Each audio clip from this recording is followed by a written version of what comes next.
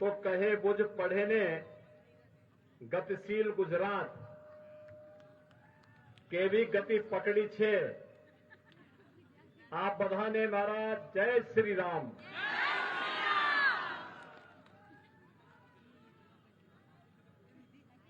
मध्य प्रदेश सरकार के गृह मंत्री माननीय श्री नरोत्तम मिश्र जी, स्वास्थ्य मंत्री मध्य प्रदेश माननीय श्री विश्वास सारंगी जी, भारत सरकार के पूर्व गृह राज्य मंत्री श्री हरिभाई चौधरी जी, बनासकांठा के भारतीय जनता पार्टी के जिला के अध्यक्ष श्री गुमान सिंह चौहान जी,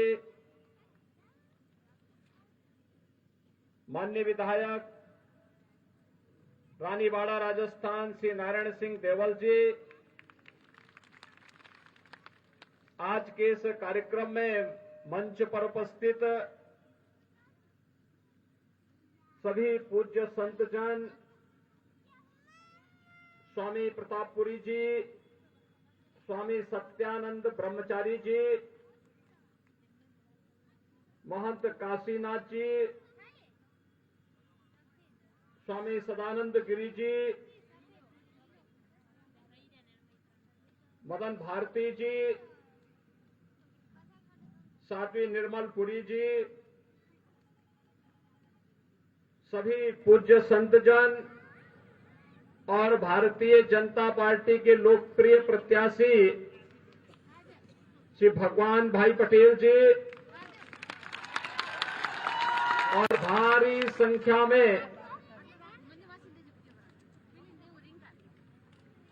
धानेरा विधानसभा सीट से उपस्थित सभी उपस्थित भाइयों बहनों, मैं गुजरात की इस धरा को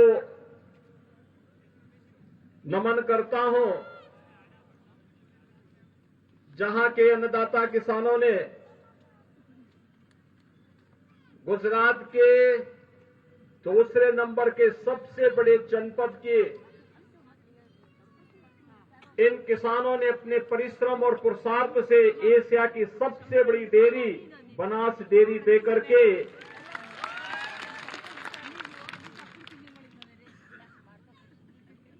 अन्नदाता किसानों के जीवन में परिवर्तन लाने का एक अद्भुत कार्य किया।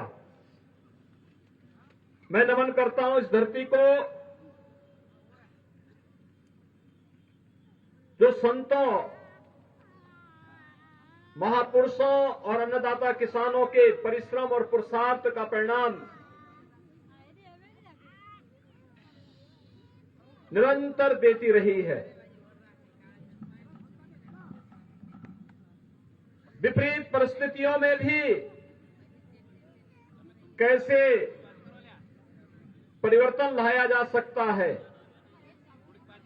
ये गुजरात की धरती ने सदैव एक नई प्रेरणा दी और बनासकांठा तो उसका एक जीता जागता उदाहरण है। बनास डेयरी उसकी एक जीती जागती उदाहरण है। आज से 50 वर्ष पहले बनी वह डेयरी एशिया की सबसे बड़ी डेयरी में आज अपना नाम बढ़ाती हुई लाखों किसानों के जीवन में परिवर्तन ला करके न केवल उनके जीवन को आगे बढ़ा रही है, बल्कि हमारी गौ माता की रक्षा का काम भी कर रही है। भाइयों बहनों, जिस धरती पे गौ माता की रक्षा होती होगी उस धरती पे कभी अभाव नहीं हो सकता है, और यह आप सब ने करके दिखाया है।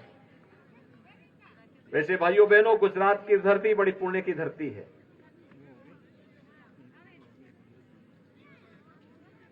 जब मध्यकाल में देश जातीयता के भंवर में पड़ करके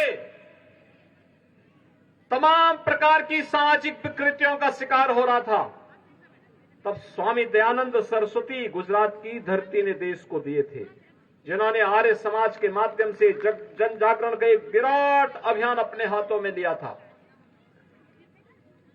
जब देश की आजादी की लड़ाई कैसे होनी है, किम कर्तव्य विमूढ़ किसी स्थिति देश के सामने थी, तो राष्ट्रपिता महात्मा गांधी भी इसी गुजरात की धरती ने देश को दिया, जिनके नेतृत्व में आजादी की इस लड़ाई को आगे बढ़ाते हुए भारत आज स्वतंत्रता का उपभोग कर रहा है। स्वतंत्र भारत को अंग्रेज नहीं चाहते थे कि एक रहे, वो कई टुकड़ों में इसको बांटना चाहते थे। भाइयों बहनों, लौह पुरुष सरदार वल्लभ भाई पटेल, जिन्होंने अपनी सूझबूझ, दृढ़ इच्छा शक्ति और दूरदर्शिता के कारण वर्तमान गणराज्य की स्थापना की, वर्तमान भारत के शिल्पी कहे जाते हैं, गुजरात की धरती ने ही लौह पुरुष सरदार वल्लभ भाई पटेल भारत को दिए। भाइयों बहनों, हर व्यक्ति इस बात को जानता है, जूनागढ़ का नवाब और हैदराबाद का निजाम 1947 में देश आजाद होने पर भारत के साथ मिलना नहीं चाहते थे। वे कहीं न कहीं भारत के खिलाफ षड्यंत्र में शामिल होना चाहते थे और उन्होंने तो धमकी भी देनी प्रारंभ कर दी थी। लेकिन उस समय लौह पुरुष सरदार वल्लभ भाई पटेल ने एक ही बार कहा कि जब मैं वहां आऊंगा तो अपने आप ही जूनागढ़ और हैदराबाद भी भारत गणराज्य का हिस्सा हो जाएगा, और हुआ वही। भाइयों बहनों, जब भारत की राजनीति अविश्वास, भ्रष्टाचार, अलगाववाद और अराजकता की चपेट में आ चुकी थी, देश के नागरिकों में व्यापक अविश्वास था, नाराजगी थी, जगह जगह आंदोलन प्रारंभ हो गए थे। उस समय 2014 में गुजरात की धरती ने देश के आज के लोकप्रिय प्रधानमंत्री श्री नरेंद्र भाई मोदी को भारत को दिया, और आज हम सब जान रहे हैं, आज प्रधानमंत्री मोदी जी के नेतृत्व में एक भारत श्रेष्ठ भारत का सपना साकार हो रहा है। आज का दिन भाइयों बहनों बहुत महत्वपूर्ण दिन है।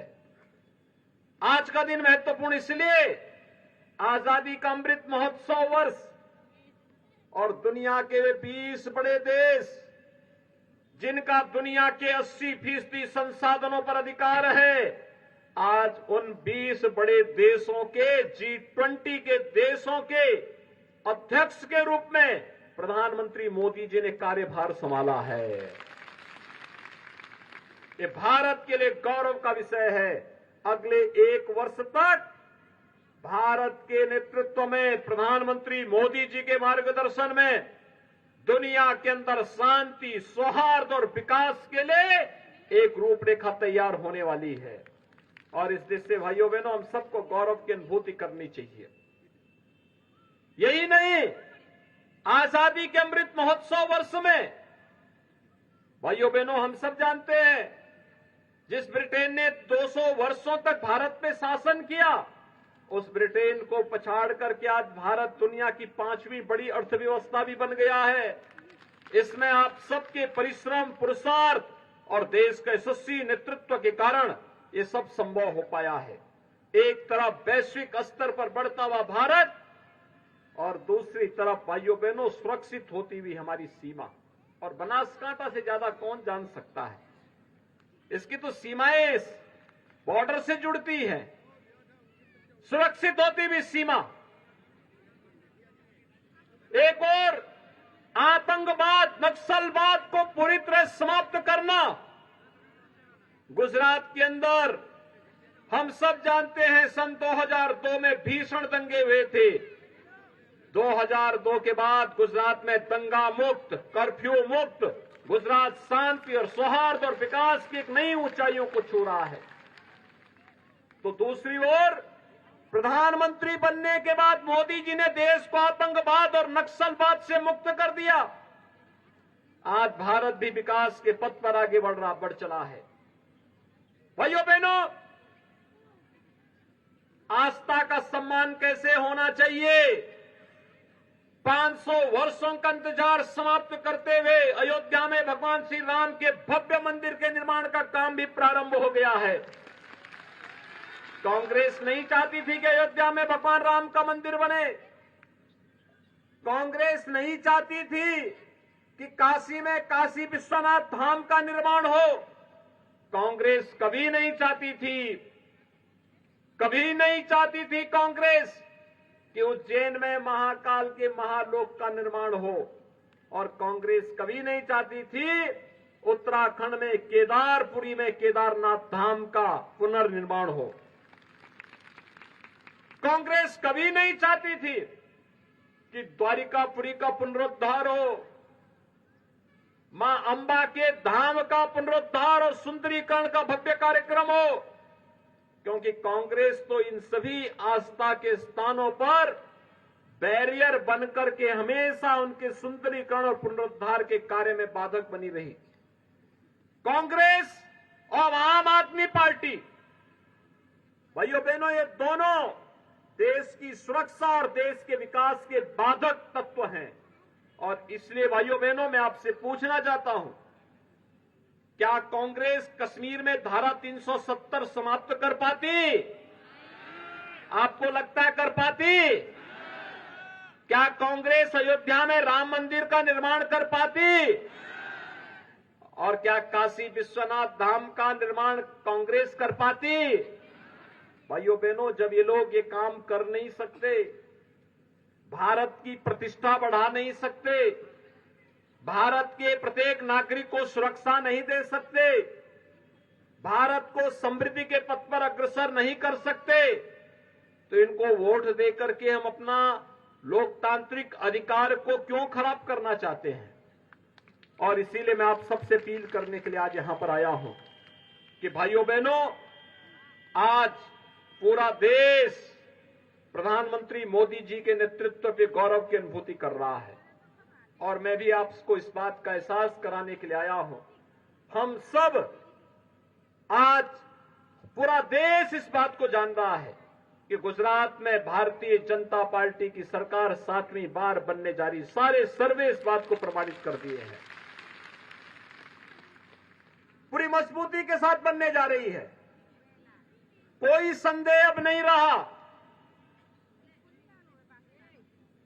तो फिर आपकी इस विधानसभा सीट पर भी भारतीय जनता पार्टी का प्रत्याशी भारी बहुमत से विजयी बने। धानेरा विधानसभा सीट पर भी तो भारतीय जनता पार्टी आनी चाहिए, और इसलिए आनी चाहिए भाइयों बहनों, जो संकट का साथी हो वही सच्चा साथी होता है। आप याद करिए, कोरोना कालखंड इस सदी का सबसे बड़ी महामारी का कालखंड था। तब कांग्रेस कहीं नहीं थी। आम आदमी पार्टी तो गुजरात की बात तो दूर, जिस दिल्ली प्रदेश में उनकी सरकार है वहां से उन्होंने लोगों के घरों के पानी के पाइप काट दिए, बिजली के कनेक्शंस तोड़ दिए गए, गरीबों का राशन बंद कर दिया, हॉस्पिटल में सीट और बेड बेचते थे आम आदमी पार्टी के लोग। इन लोगों से क्या उम्मीद की जा सकती है? इसलिए भाइयों बहनों, मैं आप सबसे अपील करने के लिए आया हूं। कोरोना कालखंड में आपने देखा होगा, देश के अंदर प्रधानमंत्री मोदी जी स्वयं नेतृत्व दे रहे थे। फ्री में टेस्ट, फ्री में उपचार, फ्री में वैक्सीन। कितने लोगों ने कोरोना का वैक्सीन लगाया है? आप में से किसी से पैसा लिया गया था? ये सब फ्री में था ना? यही है मोदी जी का चमत्कार और डबल इंजन की सरकार का कार्य। भाइयों बहनों, और वैक्सीन भी फ्री, उपचार भी फ्री, टेस्ट भी फ्री, और हर गरीब को राशन की सुविधा भी कोरोना कालखंड में फ्री। ये मिला था कि नहीं मिला था? मिला था ना भाइयों बहनों? क्या कांग्रेस दे पाती? कांग्रेस आपके संकट के समय भी कोई सहयोग नहीं कर सकती, आपके साथ खड़ी नहीं हो सकती, देश को सुरक्षा नहीं दे सकती, देश की आस्था का सम्मान नहीं कर सकती। कांग्रेस तो कहते थे, उसके लोग कहते थे अयोध्या में राम मंदिर का निर्माण होगा तो खून की नदियां बहेंगी। हमने कहा घबराओ मत, मच्छर भी नहीं मरने वाला है। अब उत्तर प्रदेश में भी दंगे नहीं होते, सारे दंगाई अब शांत हो गए हैं, सब्जी बेच रहे हैं। अब ठेला लगा करके अपने गलिये में तख्ती लटका करके चलते हैं और कहते हैं कि साहब जान बकस दो एक बार, अब आगे से कुछ नहीं करेंगे। और इसलिए भाइयों बहनों, यह कार्य केवल और केवल भाजपा कर सकती है। सबको सुरक्षा, सबको सम्मान, सबकी समृद्धि और एक भारत श्रेष्ठ भारत की परिकल्पना को आगे बढ़ाते हुए अपने मान बिंदुओं की पुनर्स्थापना का कार्यक्रम, अयोध्या में भगवान राम के भव्य मंदिर का निर्माण, आस्था के सम्मान का वही एक प्रतीक बन गया है। और इसलिए आज मैं आपके बीच में आया हूं, आप सबसे अपील करने के लिए। भारतीय जनता पार्टी ने श्री भगवान भाई चौधरी को अपना प्रत्याशी बना करके आपके बीच में भेजा है। भाइयों बहनों, मेरी आप सबसे अपील है, श्री भगवान भाई चौधरी को भारी बहुमत से विजयी बनाने की अपील आप सबसे मैं करने के लिए आज आपके बीच में आया हूं।